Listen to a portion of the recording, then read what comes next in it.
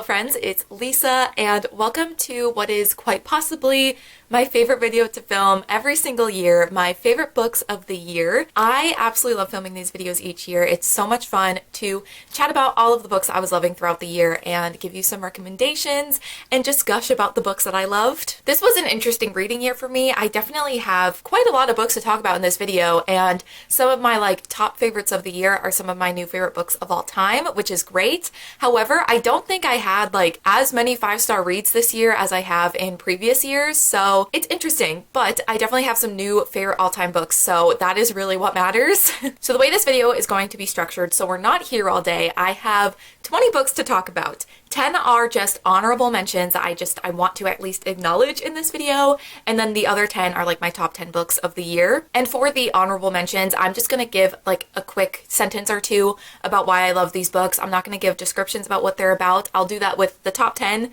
best books of the year for me, but with the honorable mentions, I'm just gonna go through them kind of quickly so that we're not sitting here and this video is hours and hours long. We're not gonna have a repeat of my worst books of the year video. But yeah, with that being said, let's hop into my best books of the year. So like I said, we're going to start with the honorable mentions, and I also did rank the books themselves. So each book has its own ranking, which honestly, I love all of these books so much. So a lot of the honorable mentions and then a lot of my top 10, other than the top few books of the year, a lot of them just basically at the same point. I love all of these books. They're the reason they're on the list, but I did my best to try and rank them. So coming in at number 20, my first honorable mention is Beasts of Prey by Ayanna Gray. So this book has really great world building, lots of really great and interesting creatures and just things to do with this world. I also really love the characters and the romance. And this is a YA fantasy, which I do feel like some YA fantasies can fall into a similar pattern, hit certain tropes or certain just things within the plot that they come a bit formulaic. But this book, I remember being very surprised by a lot of the twists and turns and the conflicts and just the way the plot went. I was very surprised by it and I really, really enjoyed it. So I still need to read the sequel, but the first one in this duology, or it might even be a trilogy, I don't know. The first book in this series, Beasts of Prey, was really great. So coming in at number 19, I actually have two books to talk about. I'm just going to group them together. We have the Tea Dragon Festival and the Tea Dragon Tapestry by Kay O'Neill. I have talked about the Tea Dragon series many times. I just think that they are the most wholesome and cute and cozy graphic novels. They feel so comforting, and every time I pick one up, I just fall in love with the characters and the art and the story, and it's just such a comforting read. It also has very low stakes, so I know any sort of potential conflict that these books has is going to be resolved and everything's going to be okay in the end, and it's just very cozy and very comforting. Coming in at number 18, we have Good Girl Bad Blood by Holly Jackson. This is the sequel to A Good Girl's Guide to Murder, and this one I'm putting in the honorable mentions, even though I love this series,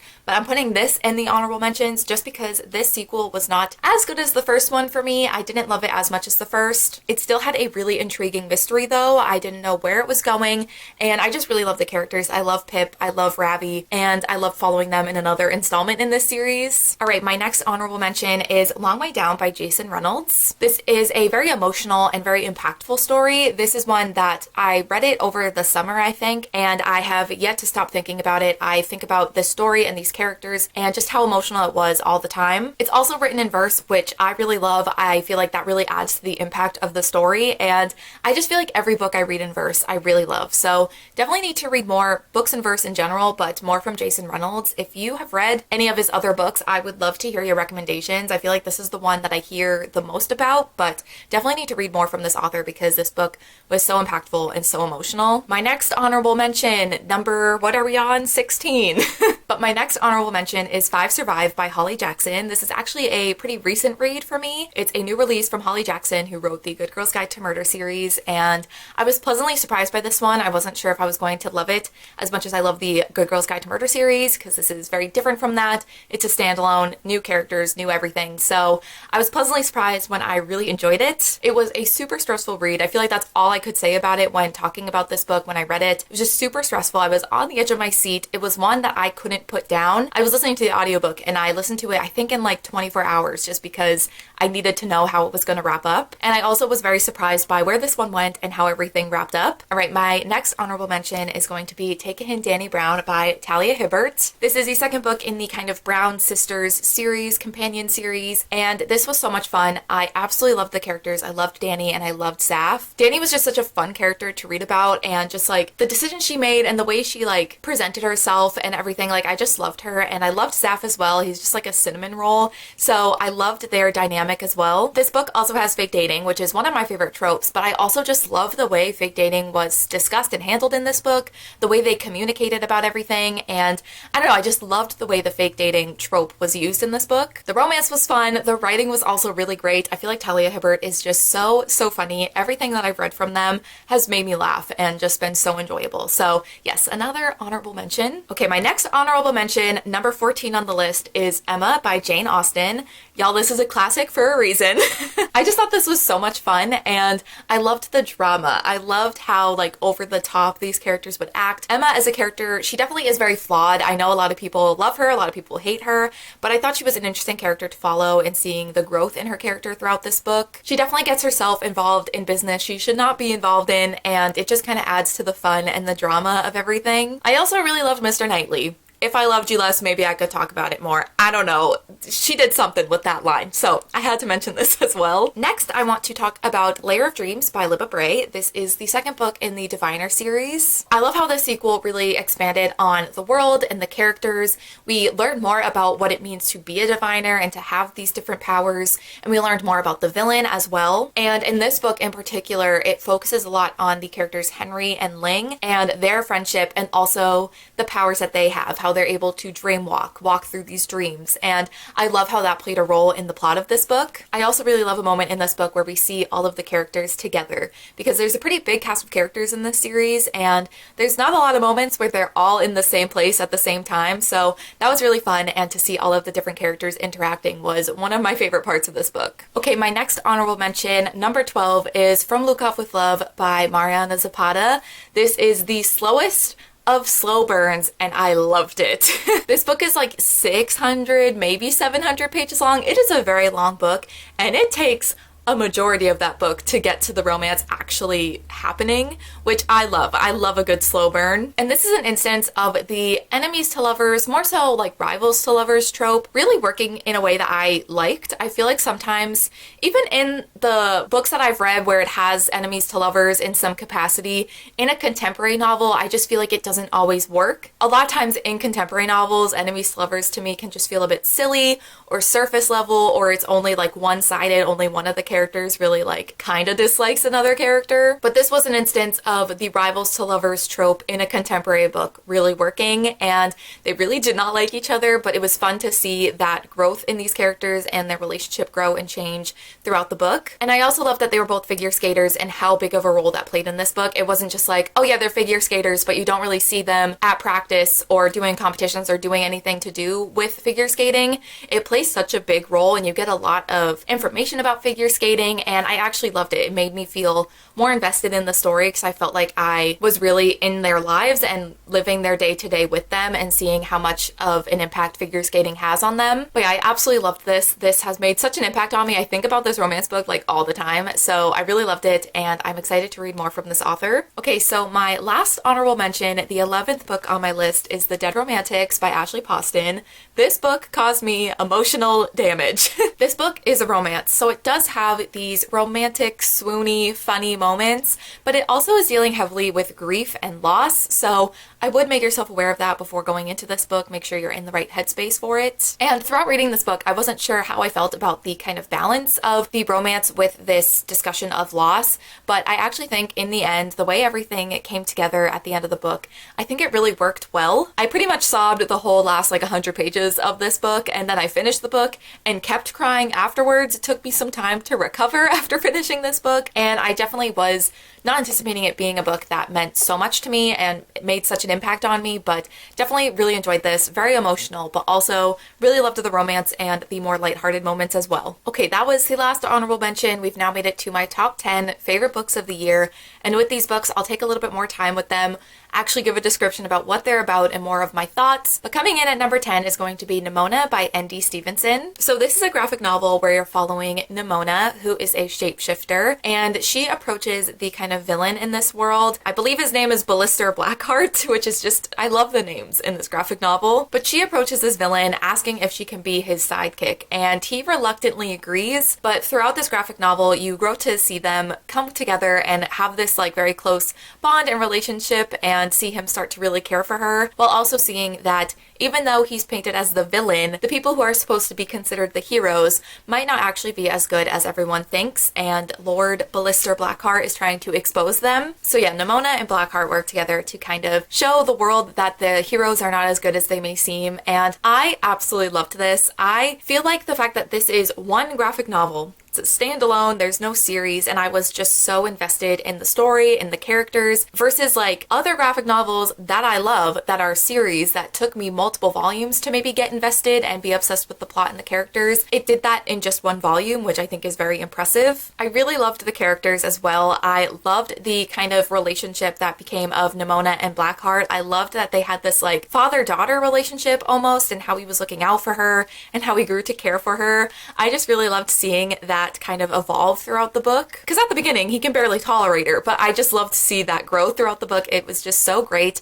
and this book was also so funny. I read this on a night where I was not feeling my best. I was having sad Gorley hours but I read this that night and it just lifted my mood so much. It made me laugh and also made me cry. I think it was just so emotional and really funny as well. I also really enjoyed the plot of this graphic novel. I feel like it went in ways and had twists and turns that I just wasn't expecting. And just for one volume of this graphic novel, there was a lot put into this, a lot of detail put into the history and the plot and all of the twists and turns, and I just got so invested, which I feel like doesn't always happen with graphic novels. I just really loved it. I thought it was so great. It was so funny, so endearing, emotional, and also gay. So what else could you want? Okay, coming in at number 9, we have Felix Ever After by Kaysen Callender. This is a YA contemporary following Felix, and he starts getting these anonymous transphobic messages on his social media accounts, and then one day he goes into school and pictures of him before he has transitioned, as well as his dead name, are put up in the school. And Felix is pretty sure he knows who is behind doing this, so he creates this plan to get revenge. And as you can imagine, Felix getting revenge on a character, things are gonna get messy. That's something that I actually really loved about this book, is how messy the characters were. They're teenagers. They're, I think, like 17, maybe 18 years old, and they act like it, which I think is really great. I think sometimes in YA, characters can act sometimes too young for their age, or too old. Some characters read like they're in their like 20s or 30s, but they're supposed to be teenagers. I think these were teens that acted like teenagers. And Felix himself is a very like messy character. Obviously, I understand his motivations for wanting to get revenge and wanting to find out who was behind posting these things about him pre-transition up in the school for everyone to see. That's not okay. But Felix does make a lot of decisions throughout this book and makes a lot of mistakes. He's a very messy character and very flawed, but I also love seeing his growth throughout this book. I think he recognizes some of the mistakes he makes, but also is not going to shy away from his frustration and why he did what he did. And I think that's really great because it's so understandable as to why he's so frustrated in the first place. But I just loved seeing Felix's character growth throughout this book. It was so nice to see, and it was nice to see like sometimes again in YA, the main character can be put on kind of a pedestal and can never be doing anything wrong and can't be held accountable for their mistakes, and that is not the case with this book. I feel like a lot of the characters in this book, if they made a mistake, there was a discussion about it. It just felt very real, and like Felix has this group of friends that he hangs out with, and there were many times where they would have discussions about, you know, their feelings on certain things, their identities, how they were navigating that, and it felt just very realistic to real conversations that teens would be having. Also, seeing Felix like come to terms with all the different parts of his identity was really great to see and so important, and I just think this is going to be a YA novel that's so great for a younger audience to read. And also, this was a book that I was so invested, like page 2. I got super invested in the characters, wanted to protect them, wanted to defend them, so this was one that just immediately sucked me in and is just such a emotional and powerful and beautiful read. I also really loved Ezra, who is Felix's best friend. I loved his character. He's probably my favorite character in this book, maybe other than Felix. But yeah, I really loved this, and it makes me so happy that YA has books like this. A young adult audience has books to read that are like this. It was just so great. Okay, my next favorite, number 8 on the list, is going to go to Cursed by Marissa Meyer. So this is going to be a bit of a spoiler for my next 5-star predictions vlog, but I think I'm the only one that cares about spoiling those vlogs at this point. But this is the sequel to Gilded, so I'm not going to give the synopsis really of this book, but in this duology you're following Cerilda, who was cursed by the god of lies, so she's able to tell these stories and spin these certain tales, and one night that gets her in a bit of trouble. She comes across the Earl King and his wild hunt, and she tells him this lie that she is able to spin straw into gold to kind of save herself. So of course that intrigues the Earl King, and he ends up taking her back to the castle to spin straw into gold for him, and because she lied, she,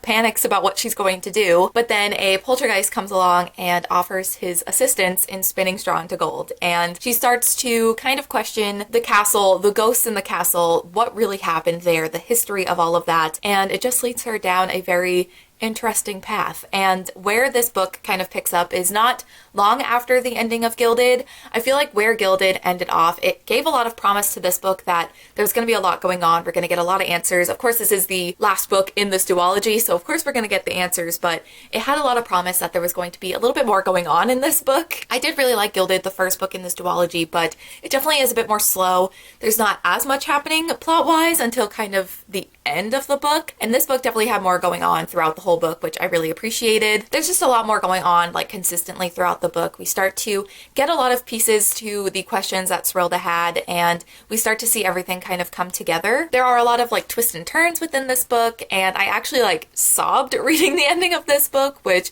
probably isn't surprising. I tend to cry a lot. But I had heard people talking about the ending of this book, and it got me. I was sobbing. But yeah, I just love the way this story went, the direction it took, things with the plot, things with the characters. I really liked the characters, even the ones that are maybe not the best characters. Maybe they are perhaps the villains in this world. I did find it interesting to read about them and see their motivations and all of that. I also really love Gild, who is the poltergeist. He's kind of the Rumpelstiltskin character, and I love him. He's so funny. He gets into a lot of mischief, but also he's such a softie, and he's so like worried and concerned for Cerilda throughout this whole series, and I just love him. But yeah, also the fact that this is a Rumpelstiltskin retelling, I think makes this story pretty unique. I have not read a ton of Rumpelstiltskin retellings. I don't think that there are a ton out there. I know of some. I'm sure there's more than I realize. I honestly have not done as much research into that, but that's not a story that tends to be retold often, that this makes it really unique. And also Marissa Meyer is just one of my favorite authors. Anytime I read anything from her, it's comforting, just because at this point I find her writing very comforting because it's very familiar. So this was, again, kind of a comforting read, even though it did make me sob and was very stressful, but it did have that comfort level that Marissa Meyer's books always give me, and definitely a favorite of the year. All right, the next book on my list, number 7, is I'm Glad My Mom Died by Jeanette McCurdy. This is a memoir, and Jeanette McCurdy is just talking about her experience growing up as a child actor in the entertainment industry, while also dealing with addiction and eating disorder, and also an abusive relationship with her mother. I know that this book got a lot of buzz when it came out. A ton of people read it, but if you have not read it, just know that those topics and the discussion of loss and the abuse that she faced, not only in the industry but within her household, and eating disorders and all of that, is very heavily discussed. It doesn't shy away from the details, so just be aware of that before going into it. Make sure you're in a good headspace to pick this up. This was such an impactful and emotional read, getting insight into what was going on behind the scenes in her life while she was younger, and also on iCarly and on some other shows as well. Like, I used to watch iCarly all the time when I was younger, and it was just so weird to hear her talk about that time and what was going on in her life behind the scenes, and just having no clue as a viewer and as a fan of the show that that was happening. I also really enjoyed the way that this was written. It very much felt like almost diary entries. It was like Jeanette McCurdy, when discussing these events throughout her entire life, getting into acting as a child, dealing with the trauma that her mother has given her, dealing with the tough times that she had in the entertainment industry when she was on iCarly and Sam and Cat, and all of that. There was so much time that this book spanned, but the way she wrote it, it felt as if you were reading like her diary entries almost from that time. It felt very much as if I was reading from like 5-year-old Jeanette McCurdy's perspective or 13-year-old Jeanette McCurdy's perspective. And I really liked the way that it was written. It made you feel like you were really there, and it kind of added to the impact of what she was sharing. I will say I wish this book did have a little bit more reflection at the end of the book. Jeanette McCurdy, like as of right now, maybe reflecting on those things. I do think it kind of happens throughout the book, but also the way that it's written, the fact that it's so like, this is what happened at the time. It doesn't leave a whole lot of space for her to reflect on how those things made her feel, how they make her feel now. I wish we had a little bit more of that at like the end of the book, but still so great, so impactful. I think about this memoir like all the time. I also love like the power in the title of this book and how she, discusses that just because it is her mother doesn't mean that her relationship with her mom was good, and she can be glad that that abusive situation and that not great person in her life is no longer in her life. And I think the way that she just discusses everything was so impactful and powerful. And yeah, it was just a very emotional read. And I think it's so important to discuss like that just because someone is your mother or a part of your family doesn't mean that they can't cause you harm, and that you can acknowledge that and say like, I'm glad that this person is no longer in my life, and discuss like the trauma that came with that. I think it's just so powerful for her to have done this, and it's just really great. So I highly recommend if you haven't read it already. I know this was really, really popular when it came out in the summer, I think. So I'm sure you probably have read it already, but if not, it's definitely worth the hype in my opinion. It was so powerful, so emotional, and so good. This also was a hard book to talk about. I feel like in this favorites video, I wanted to acknowledge it. It's one of the best books I read this year, but it does feel weird to kind of rank it within a bunch of fiction books. It feels weird to almost rank it as it's someone's life. This was her real experience, so I just threw this in. This honestly could go anywhere in the ranking. It was just a book I needed to talk about as it is one of my favorite books of the year, but I'm not trying to rank Jeanette McCurdy's life and her experiences, but definitely one of my favorite books of the year. The next book I want to talk about is Volume 4 of Heartstopper by Alice Oseman. This is the 4th installment in the Heartstopper series, and I just love this graphic novel series so much. In this graphic novel series, you're following Nick and Charlie, and in the first volume, you see their relationship start to grow. You see Nick coming to terms with his sexuality, and it's just really following their relationship, and you see like the good things that happen in their relationship, the very cute moments, the very fun moments, but you also see the kind of problems and trials that they face within their relationship as well. Especially in this particular volume, this one deals very heavily with Charlie's mental health. So again, trigger warnings for that, for depression, for eating disorders. Definitely one of the more like emotional volumes of Heartstopper. This definitely is a little bit more, I don't want to say it's more difficult to read, but it definitely isn't as lighthearted as some of the other volumes in this series. This volume really discusses Charlie's mental health, like I said, and Nick kind of trying to figure out how to be supportive, how to help him, but also still only being a teenager and not being able to cure him. Just because they're dating, he's his boyfriend, he can't fix Charlie, he can just be there to support him. Yeah, it's just them kind of going through this experience together, and Nick figuring out how to best be there for Charlie, and Charlie really struggling with his mental health and coming to get the help that he needs. So this was definitely the most emotional volume of Heartstopper, definitely one that made me cry quite a few times. I really like the way mental illness was discussed and depicted, and how Alice Oseman chose to deal with these teenagers dealing with these struggles. I think it was really well done. I also think Alice Oseman did a really good job of not completely twisting the tone of these graphic novels, because for the most part, these graphic novels are very lighthearted, very fun, very cute, very light.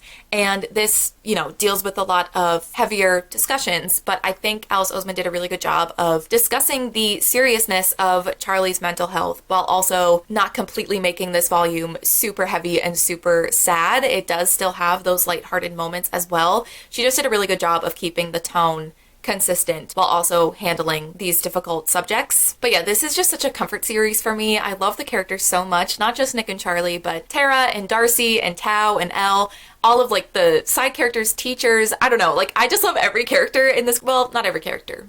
There are some characters that are not great in this graphic novel series, but for the most part, all of the characters are so great, and it's just such a comfort series for me for sure. And even though this volume did have its more upsetting and sad moments, it still made me really happy to just be back with these characters, and I just think every volume of Heartstopper is gonna be 5 stars, amazing, and something that I'm obsessed with. All right, friends, we've made it to the top 5, so coming in At number 5 is As Good as Dead by Holly Jackson. This is the third and final book in the Good Girl's Guide to Murder series, and I loved this book. In this whole series, you're following Pip as she is solving these different mysteries and things going on in her town. And I don't want to say too much about what the third book in this series is about because so much of this book takes from things that happened in the first and second book in the series, so I don't want to say too much, but in the first one, you follow Pip as she tries to really solve what happened to a couple of people in her town years ago. So there was a girl who went missing and everyone assumed that the boyfriend did it. He even admitted that he did it. To Pip, that never really made a whole lot of sense, so she kind of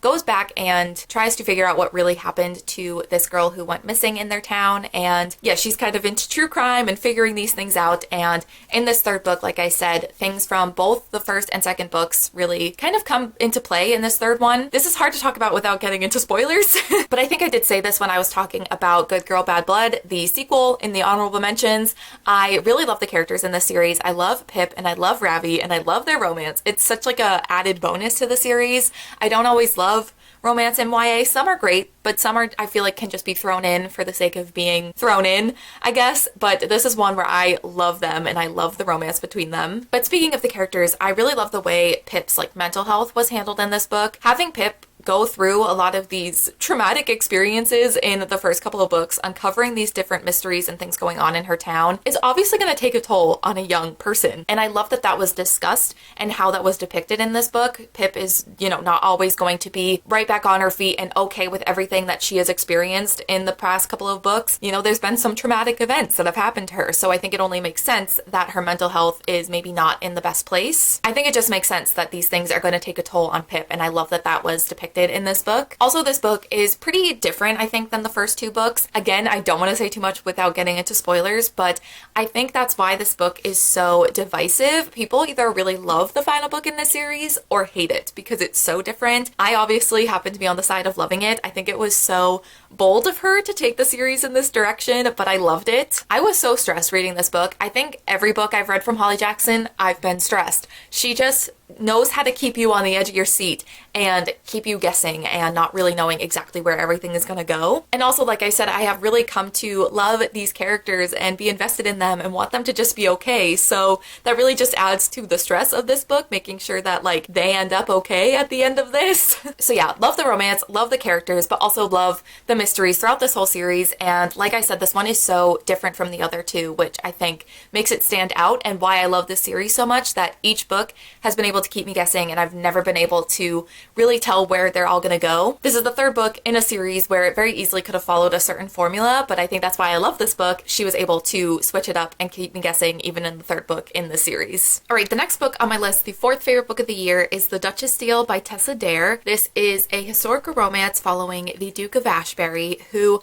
just wants to find a wife purely for the sake of producing an heir. And then we're following Emma, who is a seamstress, and she shows up to his house wearing a wedding gown that she has created. And he sees her in the wedding gown and goes, yeah, that'll do. So he proposes that they get married and Emma will always have a roof over her head, financial security. She'll never have to really want for anything and she will be in a much better situation than she was previously. So of course she agrees, and now they have this kind of marriage of convenience and they're only going to be husband and wife purely for the sake of producing an heir. No other feelings or anything going on beyond that. But then of course, perhaps those feelings start to develop. This was one of the first historical romances that I've ever read and it was so good. I think Tessa Dare is very popular for a reason. I think this particular book and this series that it's a part of is popular for a reason. It was just so fun. It definitely was silly and a bit cheesy, but I loved it. I had such a fun time reading this book. I loved seeing these two characters, their relationship develop and evolve over the book, how they were so clearly had these set boundaries of what this arrangement was going to be and how that changed when their feelings started to change. This also definitely has a grumpy sunshine kind of vibe, and she starts to kind of challenge him and doesn't let his grumpiness really affect her because she really just wants him to be comfortable with her and to have a relationship, especially as her feelings for him start to grow. And she begins to tease him and just have a good time, and he's very grumpy about it at first, but eventually he kind of just becomes very soft for her and it's just so cute. So yeah, the fact that this was a marriage of convenience and it had the grumpy sunshine trope. I think grumpy sunshine is one of my favorite tropes. I just love it. So I just love this book. I thought it was so much fun. I loved the banter between the characters. I loved the way it evolved and changed their relationship throughout the book. And it was just like a fun, silly, goofy time. I really loved it. Okay, taking the third spot in my favorite books of the year list is The Very Secret Society of Irregular Witches by Sangu Mandana. I loved this book and it completely took me by surprise. You're following Mika Moon, who is a witch, and she knows that within this community of witches that you're supposed to keep that to yourself. You're supposed to kind of hide your magic, but Mika has a YouTube channel actually where she kind of pretends to be a witch, and she thinks that she's kind of hiding in plain sight. No one's going to actually suspect that she's a real witch. But then of course someone does kind of figure that out and realizes that she's the real deal and contacts her and asks her if she can help train these 3 young girls that the people at the Nowhere House care for. So she travels to Nowhere House and stays with them, and it's just so precious. She starts to train these 3 young witches and also get really close with the people who live in Nowhere House, and there's also a guy there named Jamie who is the grumpy librarian. I think I just like grumpy men, but he's the grumpy librarian who cares so deeply for these kids and almost doesn't trust Mika at first. He doesn't want her to cause any more problems with the kids. He really just cares so deeply for them, and it's a romance between them, but it also is so much more than that. Like I said, I was totally surprised by this book. I was just expecting a fun, silly, like spooky rom-com, but this really just took me by surprise. I loved all of the characters. I loved this little like found family. I of course loved the romance as well. I loved Jamie. I loved Mika, both as characters individually, but also their relationship together. But all of the side characters, this found family that has been created, and how deeply they all care for these girls. All 3 of the girls also, like every character really had their own like distinct personalities. It was a diverse cast of characters, and I just like found family is one of my favorite tropes, so I just loved that too. It was just so like endearing and cozy to read, and just like the Nowhere House itself, like the setting was so cozy and I just wanted to be there. Like it was just everything about it was so magical but cozy and comforting. So there was that romance between Jamie and Mika as well, and I really loved it. I loved seeing them grow to really start to care for one another. I love that it's like this grumpy sunshine dynamic. I just love that trope. But I kind of went into this book expecting to be really invested in the romance and maybe just like kind of going along with the rest of the book and the actual plot, like that was going to be secondary to the romance, but I was equally invested in the romance and the plot with these young girls being trained and all of the other side characters. Like everything about this book was perfect. The best way that I can describe this book is that it just felt like a warm hug. It was so comforting to read and just so cozy and magical and wonderful and endearing. Everything about it was just so wonderful. So definitely like one of my new all-time favorite books. I was so surprised because I just went into it for just a fun time. I didn't expect much from it, but I absolutely loved it and loved the characters, the romance, the setting. Everything about it was so wonderful. Okay, we've now reached my top 2 books of the year, and this was tricky because I didn't really quite know how to rank these 2, which one to put at the number 1 spot or the second spot, because I love both of these books so much and they're just vastly different from one another, but I think I'm happy with where I placed them. I also feel like if you've been watching my channel at all this year, the top 2 spots are not going to be surprising. So coming in at number 2 is going to be Beach Read by Emily Henry. So in this book, you're following January and Augustus, and January moves in to the beach house that is right next door to Gus, and the 2 of them kind of have this history, this rivalry, and they're both writers, but they're both kind of in a writing slump, so they decide to switch genres. He's going to write a romance book, and she is going to write a literary fiction, and they decide to go out and like do these dates that aren't dates to kind of research for their projects and kind of teach them like what they do to research for the genres they typically write in to help the other write in that genre. But honestly, it's so much more than that. Both of them have things going on in their personal lives, of course, that they're really struggling with, and they not only help each other through their writing slumps, but also through the difficulties in their life and the things that they're really struggling with. This book had the perfect balance of the funny, romantic, swoony, cute moments of the book, but also with the more serious things. This book also deals heavily with grief and with loss, so again,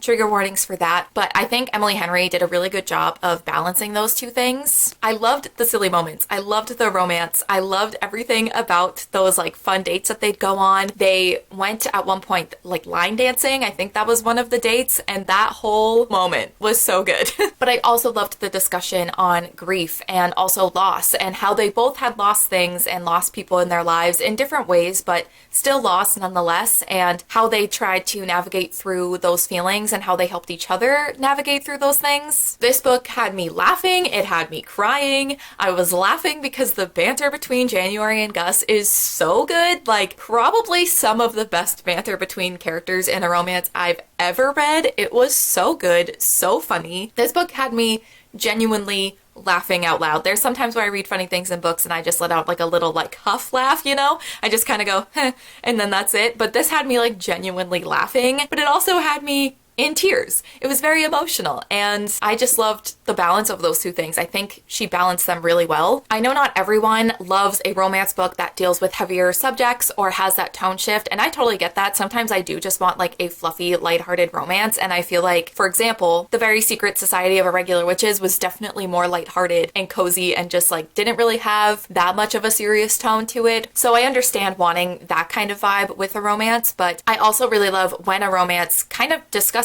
more serious topics, because I think it's realistic that characters are going to be having struggles. There's going to be difficulties that they face, and I also think it adds a bit more depth to sometimes the story and the characters and even the romance. And also just like the romance itself. Gus and January are everything to me. I am obsessed with them.